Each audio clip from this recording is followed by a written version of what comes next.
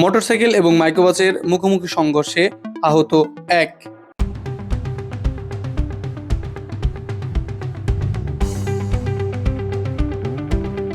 আজ সকাল আনুমানিক 11:30টার দিকে চরবদ্রশন উপজেলার গাজীটেক ইউনিয়নের আলেপের মোড় নামক স্থানে মোটরসাইকেল ও মাইক্রোবাসের মুখোমুখি সংঘর্ষ হয়। এতে মোটরসাইকেল আরোহী গুরুতর আহত হলে তাকে চিকিৎসার জন্য পাঠানো হয়। কেমনে কি হলো কন্ত? এটা গাড়ি ওখান থেকে এটা আসতেছে, এখান দিয়ে মোটরসাইকেল যাইয়া লাগাই দিচ্ছে। তার মানে একেবারে মুখোমুখি সংঘর্ষ। ড্রাইভারের কি অবস্থা মোটরসাইকেলের? ড্রাইভারের হাত একটু ভেঙে গেছে। আচ্ছা, তাহলে মারাত্মক অবস্থা। এই মোড় হলো মারাত্মক মোড়, এখানে একটা বিটের দরকার। বিটের দরকার মোড়ে। আচ্ছা।